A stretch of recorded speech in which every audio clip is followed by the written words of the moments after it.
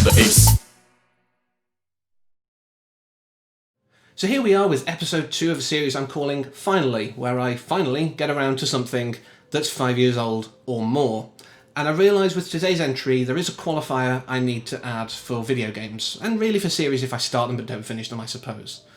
And that is, I have to have finished them after that period. Because with today's entry, and a lot of games that I do this with, I've tried it a few times in the past, and either the story just didn't hit me right, I just stopped feeling it wasn't enjoyable, which is fine and valid, or, particularly with JRPGs, I didn't want to sit there grinding for hours just to further the story. I do not like that mechanic in anything. Dragon Age Inquisition took me a long time to get through as well, because of the fact that you couldn't progress through the story unless you built up your Inquisition a bit more, and I didn't like that. It took me a while to go and complete that too. But with today's entry, I did finally get round to completing it, and I'm glad I did. So we are talking Persona 3 FES, because that is the version that was legitimately available to me at release, and it's the version I played most of before finally getting round to it. I could have perhaps looked at the portable version, but a lot of the stuff is stripped out of that. It's a lot more visual novel in how it tells the story forward. It doesn't have the anime scenes, and I'm not bothered about female main character, and also I lose out on the answer as well. But I will get to that in a minute, because I didn't really take to that.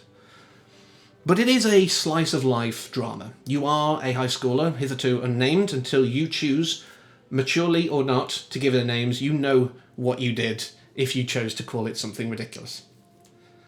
But you're just a kid who realises that there is an extra hour in the day. Right between midnight and 1 o'clock, there is an extra hour where everyone who doesn't know about this turns into a weird coffin. But it is this thing that all of a sudden these people know about. But every month also there's giant creatures that are going to do something bad as far as you are aware, because all the others seem to be out to get you.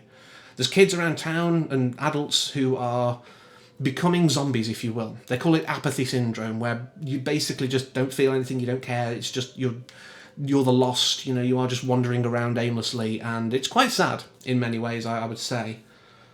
But you go through the plot and realise that everything you've been told is a lie, because JRPGs are nothing without a bit of betrayal. The fact that Donald betrays you in Kingdom Hearts says everything about the fact that we need to have betrayal in our JRPGs.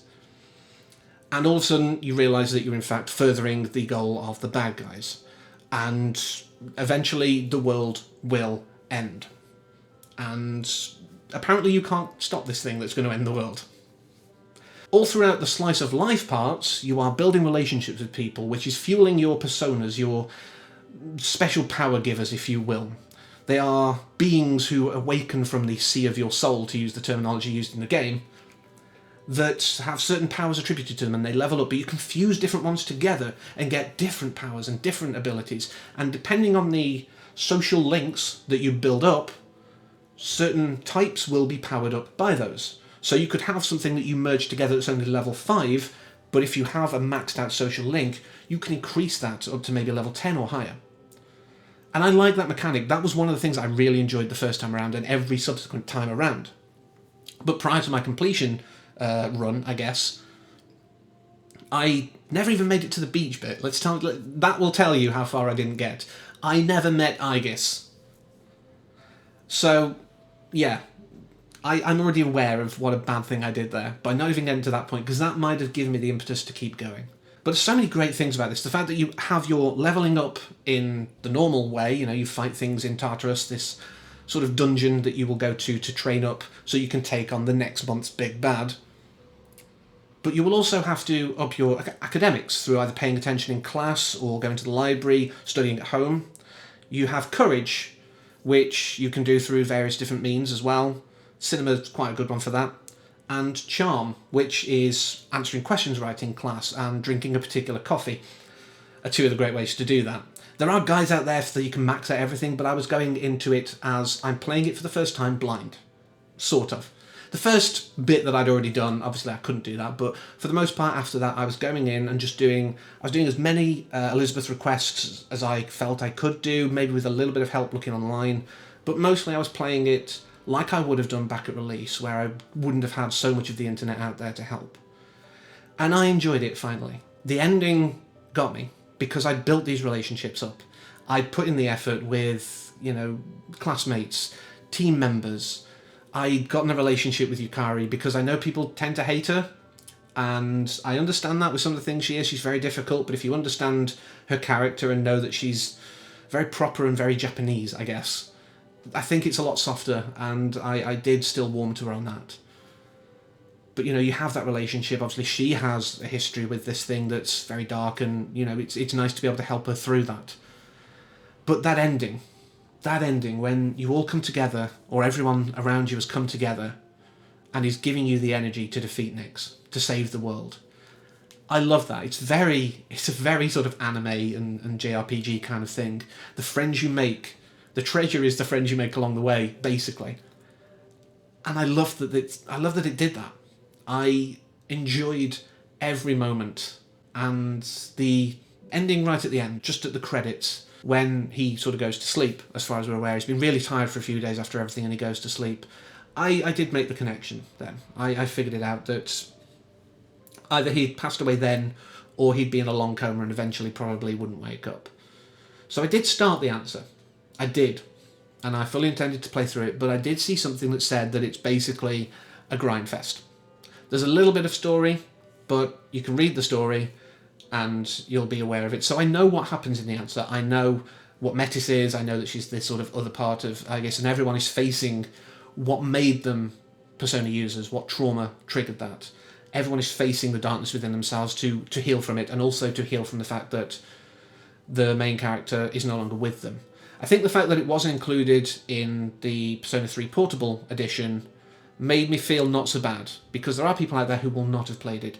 If people played it in Japan and didn't get Episode Aegis for some reason as well, they will not have played that. So I'm not playing it in a weird way where I've cut off the end, like I kind of did with Red Dead Redemption 2, you could argue. I feel that I started it off, got a bit of it, realised it was a grind fest, and looked at the story. I've got enough information. And I feel that I've had the closure. I like how it ended without the answer. I think it's fine on its own. But I appreciate they took the time to give us a bit more of this world if we wanted it. I mean, even playing it how I was, where I wasn't trying 100%, I wasn't doing all the Elizabeth request, I wasn't maxing out all social links, getting all personas, you know, completing my compendium, doing all the extra bonus levels in Tartarus. I wasn't doing any of that, and it still took me into the higher double digits.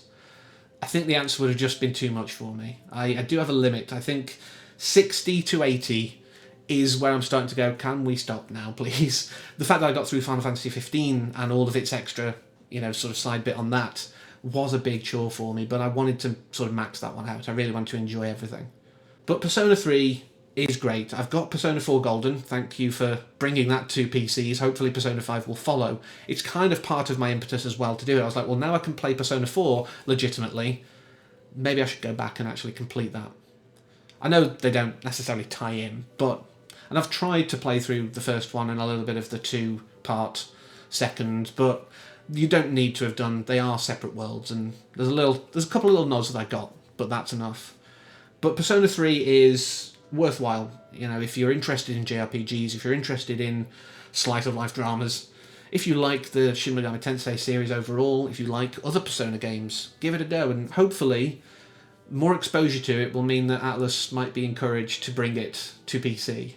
Who knows? And maybe we can get a complete edition of the previous games as well somehow. We'll cross our fingers for that. But that's my thoughts on Persona 3. It's finally been completed, and I can now move on with my life with that shadow no longer looming over me. So I'll be back next time with, I think, something I promised a week or two ago.